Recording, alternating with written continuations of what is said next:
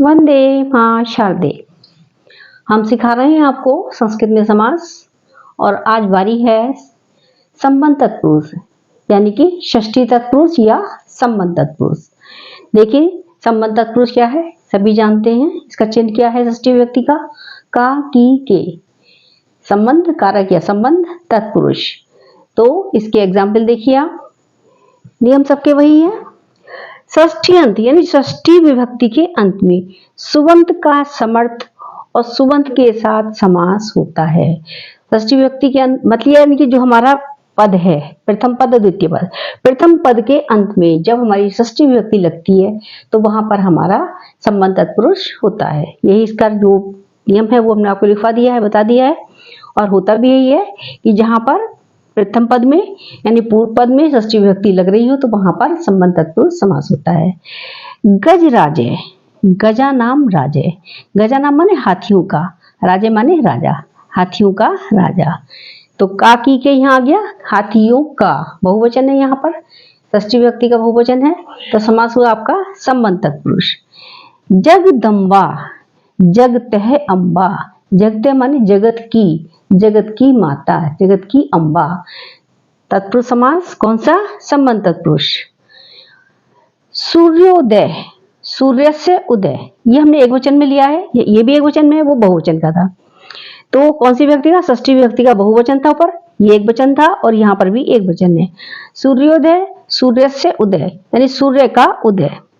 राष्ट्रपति, राष्ट्र से पति, राष्ट्र का पति, का की के यहाँ भी एक वचन है।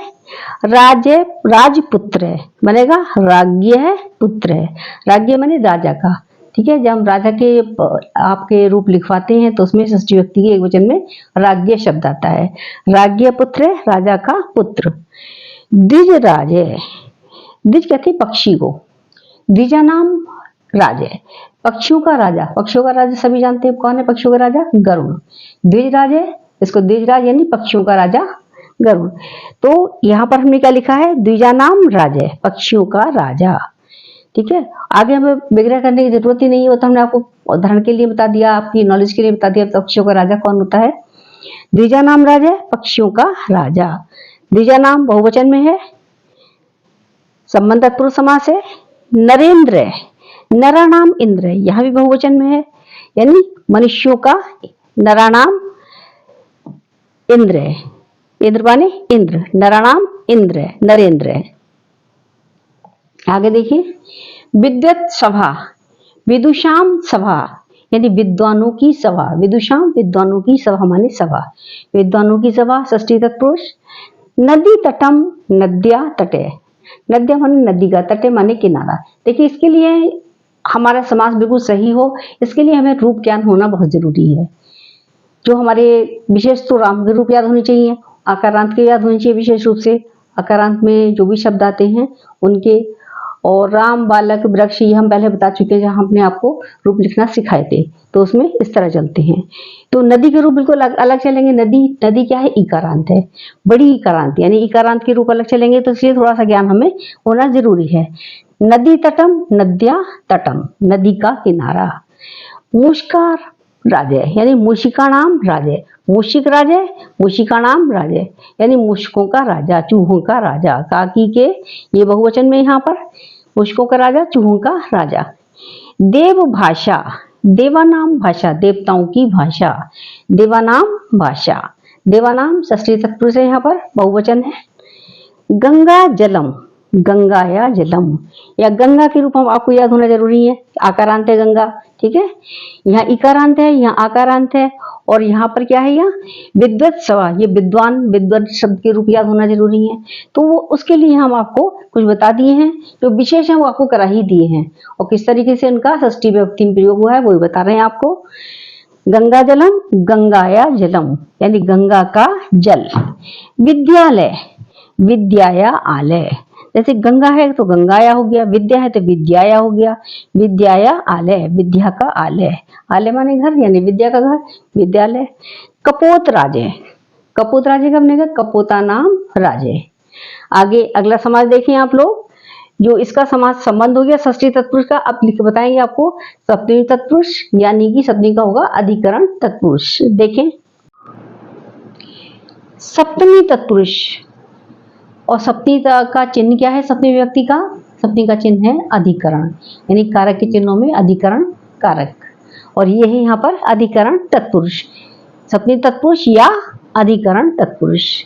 और इसका जो सूत्र है वो है सप्तमी शौंडई। ठीक है, देखिए शौंडई का अर्थ कई अर्थ में लिया जाता है, जैसे निपुण है, धूर्त है, मूर्ख है, चालाक है और चतुर है, कई अर्थ में आ सकता है। तो यहाँ पर आया है आपका अक्ष शौंडय। अक्ष कहते हैं जुआ और शौंडय माने जुए में धूर्त, मूर्ख या फिर निपुण या चतुर, कुछ भी आ सकता है। ठीक है, तो हमने इसका बनाया अक्षेषु शौंडय। ठीक है, जुओ में निपुण या जीवों में धूर्त। तो अक्षेषु हमारा कौन सा? सप्तमी विभक्ति का बहुवचन है अक्षेषु। आगे घृत पक्व, ये हमारा समास पद है, घृते पक्व, घृत में पका। ठीक है, और रण पंडित है, रणे पंडित है। रण यानी युद्ध क्षेत्र में, पंडित माने विद्वान, मतलब विद्वान का मतलब है पूरी तरीके से जिसको कहना चाहिए निपुण हर तरीके से। ठीक है, रण में पंडित, रण में निपुण। कर्म कुशल, कर्मणि कुशल, कर्मों में कुशल, सब में आ रहा है। चिन्ह क्या है सप्तमी का? में, पे, पर। आगे हमने एग्जाम्पल लिया है चक्र बंध है, चक्रे बंध है, चक्र में बंधा हुआ, चक्र में बंधना, चक्र में बंधा हुआ, चक्रे बंध है, सप्तमी व्यक्ति यहाँ पर भी। ठीक है, सप्तमी शौंडई। आतप शुष्क, आतप कहते हैं हम धूप को, आतप शुष्कई, आतप माने धूप और आतपे माने धूप में, शुष्कई माने सूखा हुआ, धूप में सूखा हुआ, आतपे शुष्क है। आगे आया हमारा व्याकरण पटु, व्याकरणे पटु, व्याकरण माने व्याकरण में, पटु माने चालाक। पढ़िए आप संस्कृत ज्ञान पाठशाला में, आप भी व्याकरण पटु कहलाएंगे। चलिए इसके बाद लेते हैं हम अगला समास, न तत्पुरुष समास। न तत्पुरुष समास है, न का मतलब होता है नहीं। ठीक है, न होना का सुबंत के साथ समास होना कहलाता है हमारा न तत्पुरुष समास कहलाता है। अब इसके हमने एग्जाम्पल, ये सब हिंदी का ही चल रहा है, जैसे हिंदी में था सेम वही है, बस एक आध अगर सूत्र बदल गया है थोड़ा बहुत, उसको समझाने के माध्यम से कर दिया गया है, तो उसको भी यहाँ पर हमने लिख दिया है आपके लिए। और ज्यादा अंतर नहीं है इनमें, नए माने में भी नहीं है, मध्यम पद लोपी में भी नहीं है, अलुक तत्पुरुष समास में भी नहीं है। कहेंगे सभी आपको, चाहे उसके 6-6, 7-7, 2, 4, 6 जो भी एग्जाम्पल कराएं। अमोघ है, नमोघ है, अमोघ है क्या बनाया हमने? नमोघ है। अनंत है, अनंत का बना न अंत, जिसका अंत ना हो। अनीश्वर है, अगला एग्जाम्पल हमने लिया न ईश्वर है, देखिए सब में न आ रहा है। ठीक है, नास्तिक है, न आस्तिक है। ठीक है, आगे अगला समास देखें, आगे अगला समास देखें, मध्यम पद लोपी तत्पुरुष समास। इसका सूत्र समझ लीजिए, शाक पार्थिवा नाम, शाक पार्थिवादि नाम सिद्ध ये उत्तर पद लोपस्योप संख्यानम। देखिए इसमें क्या है, मध्यम पद का लोप होता है। ठीक है, लेकिन उत्तर पद से पहले होता है, मध्यम पद उत्तर पद से पहले तो आएगा, कैसे आएगा? पहले पूर्व पद, बीच में मध्यम पद और फिर उत्तर पद। ठीक है, तो मध्यम पद का इसमें लोप होता है। अब जैसे शब्द है हमारा शाक पार्थिव है, ये हमारा समस्त पद है, समस्त पद क्या है हमारा? शाक पार्थिव है, शाके प्रिय पार्थिव है। अब देखिए यहाँ पर प्रिय शब्द तो आया नहीं है, तो कहाँ ये इसका लोप हुआ यहाँ पर, किसका? प्रिय शब्द का। शाक पार्थिव में बनेगा शाक है प्रिय पार्थिव, तो प्रिय का लोप हुआ यहाँ पर। इस तरीके से स्वर्ण कंकणम, स्वर्ण माने सोना, कंकणम माने कंगन, स्वर्ण निर्मितम कंकणम, किसका लोप हुआ यहाँ पर? निर्मित का। स्वर्ण निर्मितम कंकणम या निर्मित शब्द का लोप हुआ यहाँ पर, तो ये मध्यम पद लोपी समास कहलाएगा। ये पूर्व पद, ये उत्तर पद और ये मध्यम पद। इस तरह इसमें समस्त पद है आपका देव ब्राह्मण है, देव पूज के ब्राह्मण है, तो देव आपका पूर्व पद है, मध्यम पद क्या है? पूज के, और ब्राह्मण क्या है हमारा? उत्तर पद है। तो पूरा हमारा विग्रह होगा क्या बना? देव पूज के ब्राह्मण है। तो समास कौन सा है हमारा? मध्यम पद लोपी तत्पुरुष समास। घृतोदनम, घृत, ठीक है, ओदनम, घृत माने होता है घी, अभी पिछले वाले उसमें हमने आपको अभी कराया है। और घृत मिश्रम ओदनम, मिश्र माने मिश्रित, मिला हुआ उसमें, ओदनम कहते हैं चावल, यानी घी मिश्रित चावल, यानी घी में चावल मिला हुआ, घी में मिश्रित चावल। तो ये हुआ आपके मध्यम पद लोपी के एग्जाम्पल। तो मध्यम पद लोपी समास यहाँ हमने करा दिया आपको। अब देखेंगे अलुक तत्पुरुष समास, ठीक है।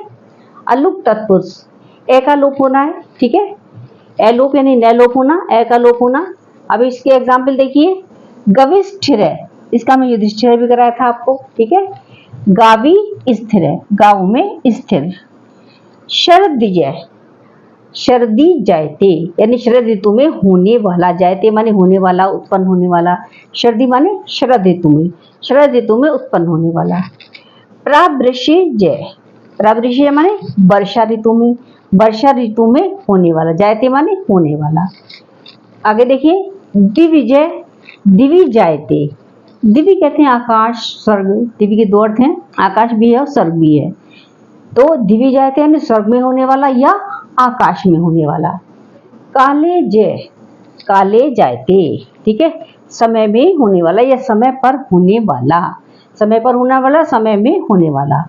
तो ये आपका समास यहाँ पर अलुक तत्पुरुष समाप्त होता है। आगे हम करा रहे हैं आपको उपपद समास है। पदस्य समीपम उत्पद, उपपदम यानी जो पद के समीप हो वह उपपद कहलाता है। आगे समास देखिए इसका।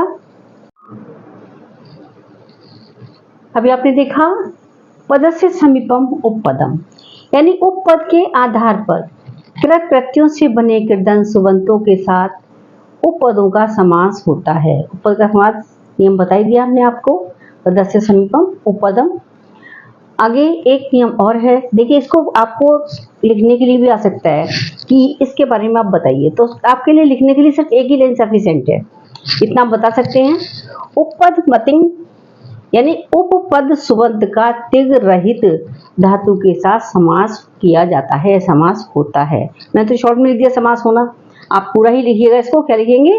उपपद सुबंत का तिग रहित धातु के साथ समास होता है, ठीक है। आगे हमने इसके एग्जाम्पल लिए हैं। हिम करोति, हिम करोति का बनेगा हिमम करोति। धन दे, धनम ददाति।